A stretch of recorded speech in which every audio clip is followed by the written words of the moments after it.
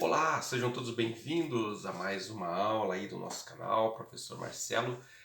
E nós vamos hoje encerrar a parte aí que analisamos ao longo das últimas aulas, falando sobre a Era Vargas de 1930 a 1945. Então agora nós vamos fazer uma análise falando sobre, refletindo como que esta época, então até como ela é vista, as diferentes vertentes sobre esse interessantíssimo assunto e sobre essa época interessantíssima da história do Brasil.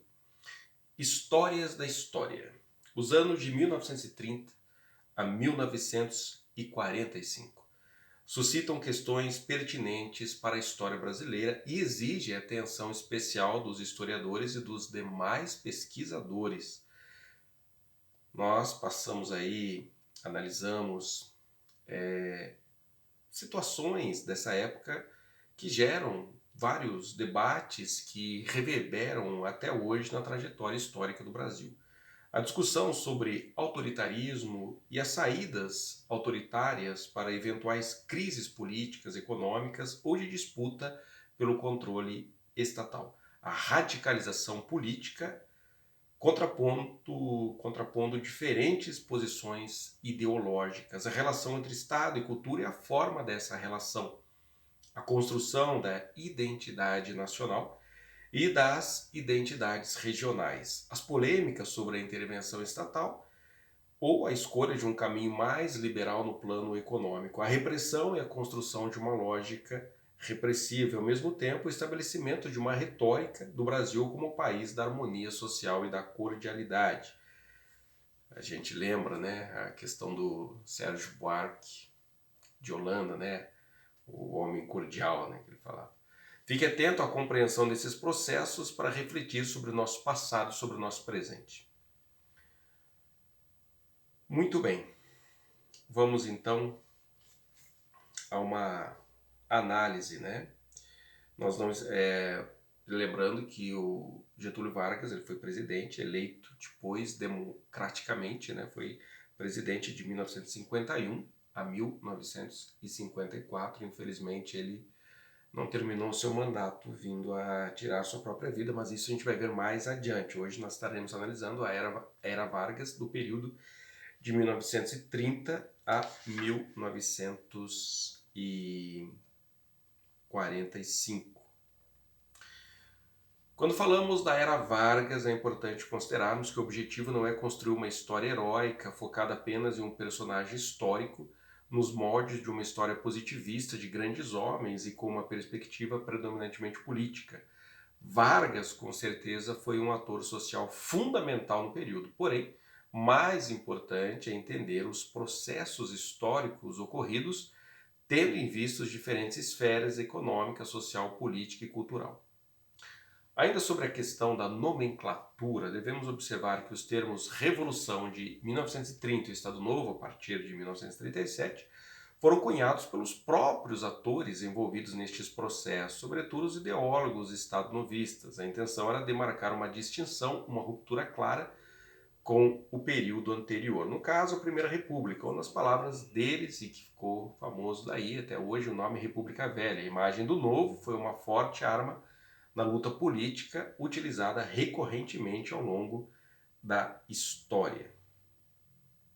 Como explica o historiador Veloso, a doutrina do regime procura realizar um corte histórico no tempo, mostrando que o presente veio expurgar os males do passado. As expressões Estado Novo, Brasil Novo, Nova Ordem, etc., denota essa tentativa de marcar o regime como uma fase de redenção, de encontro do Brasil consigo mesmo, fecha aspas.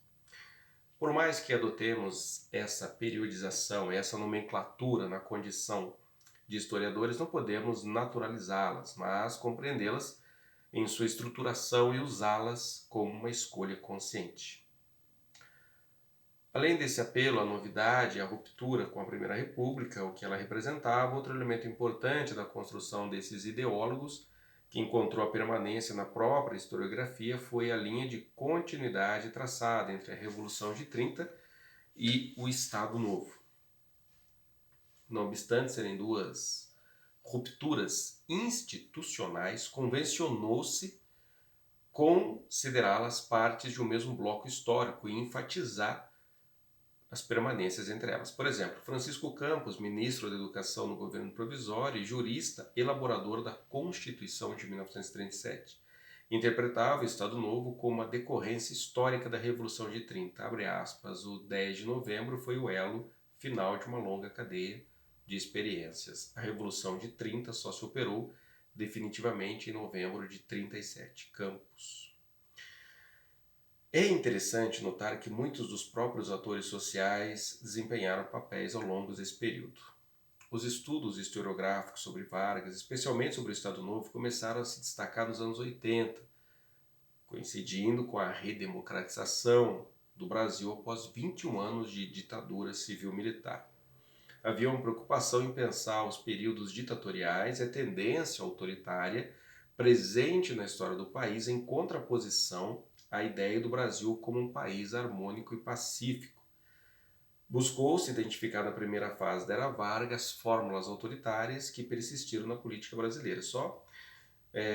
O problema foi que nessa nova forma de olhar esse período, quiseram colocar associar, esse período até mesmo ao nazismo, coisa que na minha modo de ver absurdo, porque não se pode comparar, não dá para se comparar. E tamanha afronta à humanidade que foi o nazismo, E além disso também, você veja o Getúlio Vargas, ele é uma figura respeitada até hoje, tendo até o instituto muito famoso, o IGV, Instituto Getúlio Vargas. Por acaso existe na Alemanha Instituto Adolf Hitler? Obviamente que não.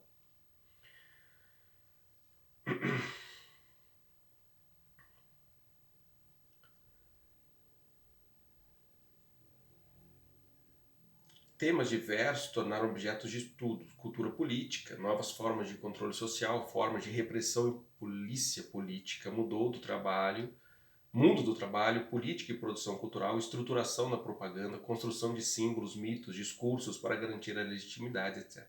Muitas dessas temáticas foram abordadas aqui nas nossas aulas, mesmo que brevemente. Não teríamos como discutir historiografia pertinente a todos esses temas ou demais processos históricos ocorridos na primeira fase da Era Vargas. Por isso, em nosso recorte, optamos por debater as diferentes interpretações sobre a Revolução de 30.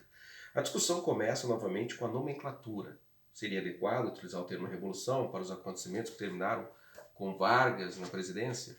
Na verdade, o debate se estabelece a partir da reflexão sobre considerar a Revolução de 30 como uma ruptura ou não. Se pensarmos na história das instituições políticas, foi um rompimento da mesma maneira que o Estado Novo seria outro corte institucional. No geral, estabeleceram duas grandes visões. A primeira defende a ruptura em virtude das várias transformações ocorridas do ponto de vista político-administrativo a partir de 1930. Essa visão sempre encontrou mais espaço, desde a época de sua formulação pelos envolvidos. A segunda, em contrapartida, nega o viés de rompimento. Entendemos que não houve uma grande mudança, apenas uma troca de poder. O discurso da ruptura seria obra dos, entre aspas, vencedores. Para além de escolhermos somente um lado da discussão sobre ruptura versus continuidade, devemos considerar que os movimentos políticos e sociais, mesmo, entre aspas, inaugurando uma nova fase, sempre trazem elementos da ordem anterior. Trata-se de uma dialética. Além disso, o processo histórico não se estabelece somente com um corte abrupto. É preciso observar também os elementos estruturais, os dados conjunturais e a ação dos atores sociais nos eventos.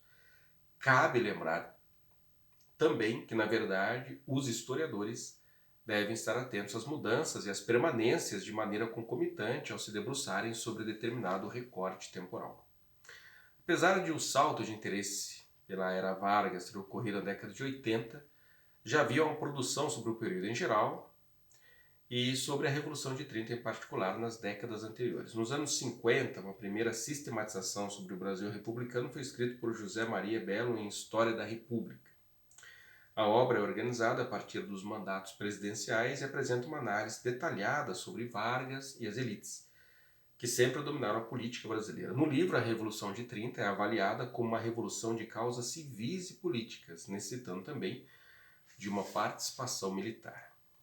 No fim da mesma década, Pedro Calmon lançou História do Brasil. A despeito da atualização teórico-metodológica e do vasto estudo apresentado, a interpretação corrobora a feita durante o próprio período revolucionário. Calmon confirma a ideia de uma ruptura entre a velha e a nova república, compreendendo que o rompimento teria ocorrido primeiramente com a quebra da legalidade.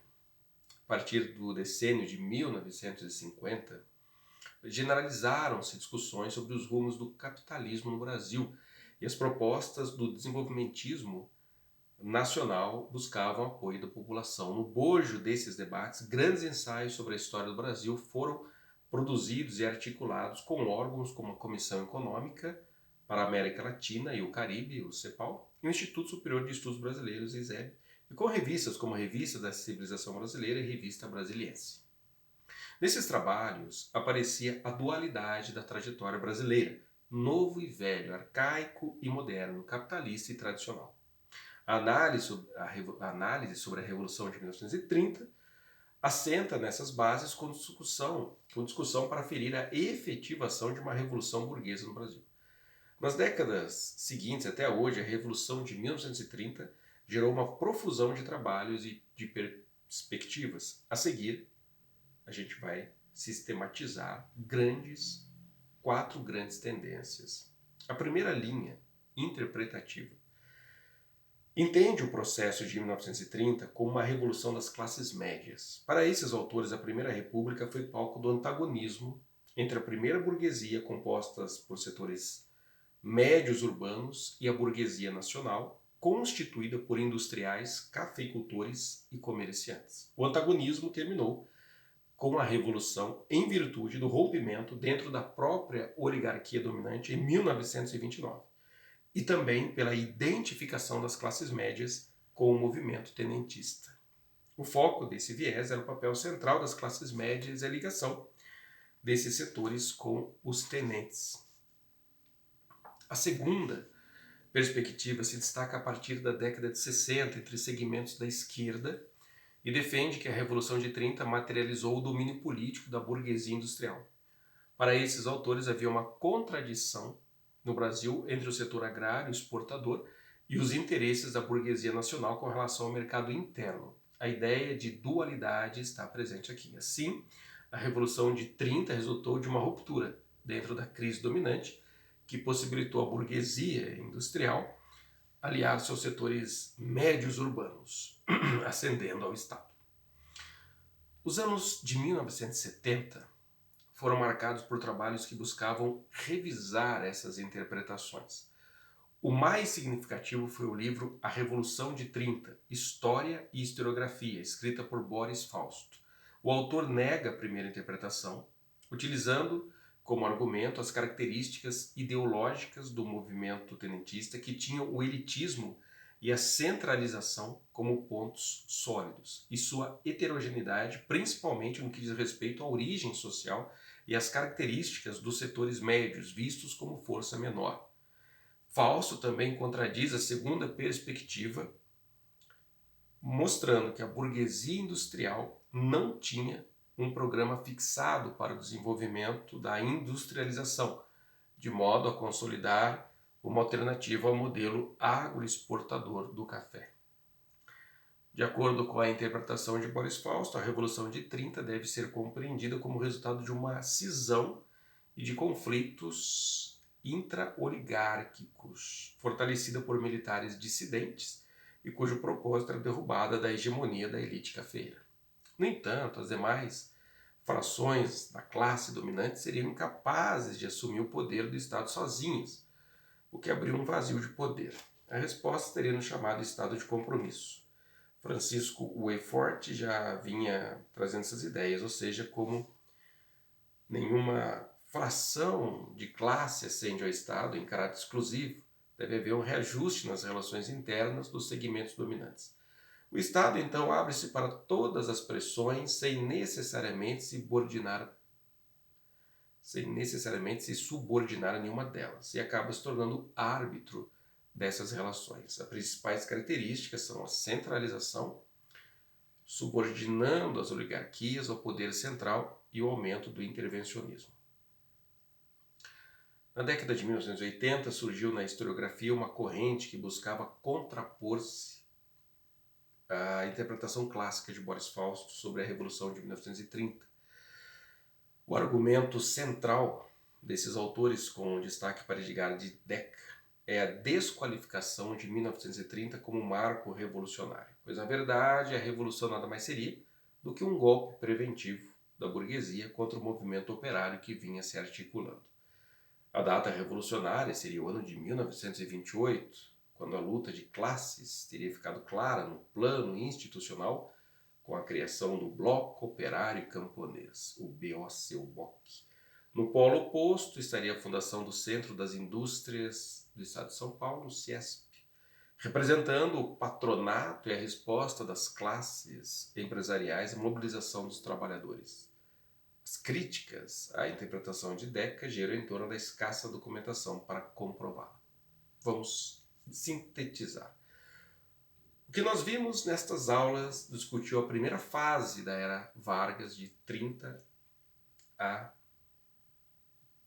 45, em suas rupturas e continuidades, compreendida não como um bloco homogêneo, mas como momentos distintos. Para isso, abordamos a passagem do Estado oligárquico para o Estado autoritário, que culminou no Estado Novo. As novas formas de controle social e a resolução da questão social foram trabalhadas a partir das relações do mundo do trabalho e com a constituição do trabalhismo. As efervescências sociais também foram intensas no período e merecem atenção especial, assim como as relações entre a cultura e o Estado. Para finalizar, apresentamos as discussões historiográficas acerca da Revolução de 30, com destaque para a profusão de interpretações, sendo talvez a de Boris Fausto a mais consagrada. Então, veja bem, por exemplo, algumas questões. Sobre o Estado Novo, é correto afirmar que, com o auxílio do Exército e opinião pública a seu favor, Getúlio Vargas deu um golpe de Estado em 37, fechando o Congresso e impondo uma Constituição autoritária. Com relação à política trabalhista, durante a primeira fase da era Vargas, podemos dizer se por um lado o governo Vargas estabeleceu a legislação trabalhista, concedendo direitos aos trabalhadores, por outro reprimiu intensamente a organização de trabalhadores sem um controle estatal. E o governo Vargas se utilizou da ativa propaganda política nas rádios, popularizados nos anos 30 e 40, como recurso de legitimação do regime e canal de comunicação com um público específico, os trabalhadores. Agora veja bem, é importante justamente destacar que a legislação trabalhista, os direitos aos trabalhadores, eles não tinham esses direitos, né? Não foram concedidos a ele ali na chamada na Primeira República, na República Velha, né? Esses direitos trabalhistas que incluíam férias, 13º, uma segurança, né, para os trabalhadores, a carteira assinada e tudo mais, tudo isto é óbvio que colocou o povo ali favorável a Getúlio Vargas, né? Nós temos que olhar que o título que Vargas ganhou, né, de pai dos pobres, né, não foi algo simplesmente conseguido de forma sempre aquele papo, é populista. Não, ele realmente fez aquilo que até então não havia sido feito. E é óbvio que o povo estava justamente, a opinião pública a seu favor. A Revolução de 30 afetou o protagonismo das elites de São Paulo. Os paulistas ficaram insatisfeitos com a perda de seu poder político no controle do café e na autonomia estadual. A Ação Integralista Brasileira, AIB, foi um movimento político de inspiração fascista e pode ser considerado o primeiro partido de massas do Brasil. Apesar de utilizar o alcance nacional dos integralistas, o governo Vargas os colocou na ilegalidade em 1938. O governo varguista passou a legitimar práticas culturais populares, como futebol, capoeira, samba, para auxiliar na construção da identidade nacional brasileira. Deixa eu só ver aqui mais uma informação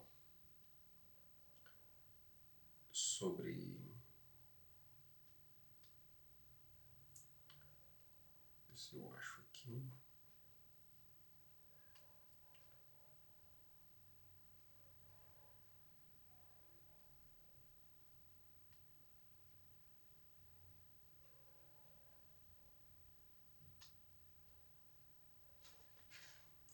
Muito bem.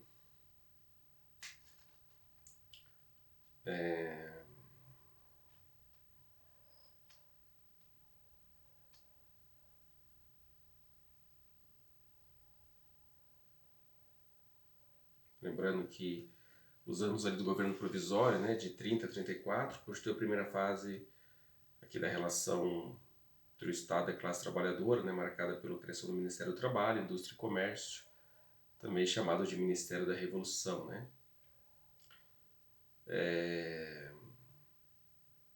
Constituiu-se uma cidadania do trabalho, né?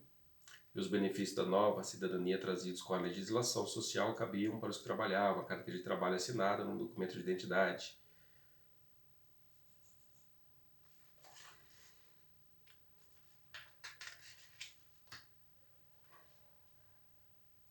E os benefícios estabelecidos, né, nessa era Vargas, né? Jornada de 8 horas, lei de férias, regulação do trabalho feminino e infantil, direito à pensão e aposentadoria e instituição, né, da carteira de trabalho.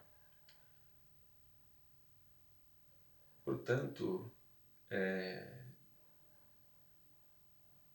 foram conquistas grandiosas, trabalhistas, nessa época. Então Vargas, e a gente vai falar mais sobre ele mais adiante, ele realmente é um personagem histórico que procurou agir dentro de posturas, procurando estabelecer leis que protegiam o trabalhador, que antes não existiam. Obviamente, o povo se identificou muito com Getúlio Vargas.